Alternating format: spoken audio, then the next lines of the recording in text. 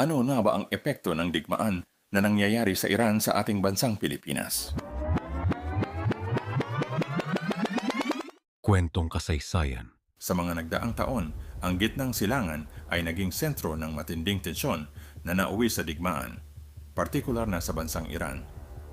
Ang nasabing sigalot ay hindi biglaan, kundi bunga ng matagal ng alitan sa pagitan ng Iran at ng ilang makapangyarihang bansa tulad ng Estados Unidos at Israel. Isa sa pangunahing ugat nito ay ang isyu hinggil sa programang nuklear ng Iran, na pinaghihinalaang ginagamit hindi lamang para sa enerhiya kundi para sa pagbuo ng sandatang pandigma. Dahil dito, ito ay itinuturing na banta sa seguridad ng ibang bansa.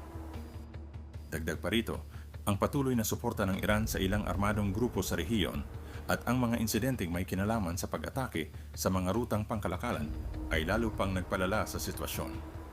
Ang kawalan ng tiwala at ang pagnanais ng bawat panig na mapanatili ang kanilang kapangyarihan ang nagbigay daan sa tuluyang pagsiklab ng digmaan. Sa ganitong kalagayan, ang rehiyon ay naging hindi ligtas at ang epekto nito ay naramdaman hindi lamang sa kalapit na bansa kundi maging sa buong mundo. Bagamat ang Pilipinas ay malayo sa Iran, hindi ito nakaligtas sa mga epekto ng naturang digmaan. Isa sa pinakaagarang epekto ay ang pagtaas ng presyo ng langis. Dahil ang gitnang silangan ay pangunahing pinagkukunan ng supply ng langis sa mundo, ang anumang kaguluhan dito ay nagdudulot ng kakulangan sa supply at pagtaas ng presyo sa pandaigdigang merkado. Bilang isang bansang umaasa sa inaangkat na langis, ang Pilipinas ay direktang naapektuhan sa pamamagitan ng pagtaas ng presyo ng gasolina at diesel. Ito ay nagresulta sa pagtaas ng pamasahe at presyo ng mga pangunahing bilihin. Kasabay nito, lumala rin ang suliranin sa enerhiya sa bansa. Ang pagtaas ng halaga ng langis ay nagdulot ng dagdag na gastusin sa produksyon ng kuryente na nakaapekto sa mga industriya at kabahayan.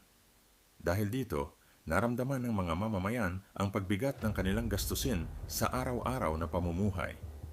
Hindi rin maikakaila ang epekto ng digmaan sa mga Overseas Filipino Workers OFW na nagtatrabaho sa gitnang silangan. Ang kanilang kaligtasan at kabuhayan ay nalagay sa panganib, lalo na sa mga lugar na malapit sa pinagtutuunan ng labanan.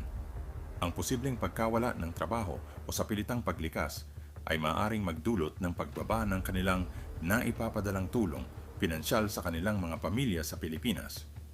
Sa kabuuan, ang digmaan sa Iran ay isang malinaw na halimbawa kung paanong ang isang alitan sa isang bahagi ng mundo ay maaaring magkaroon ng malawak at malalim na epekto sa iba't ibang bansa. Para sa Pilipinas, ang epekto nito ay higit na nararamdaman sa aspeto ng ekonomiya, enerhiya, at kabuhayan ng mamamayan. Ipinapakita nito ang kahalagahan ng pandaigdigang kapayapaan at kooperasyon upang maiwasan ang ganitong uri ng krisis sa hinaharap.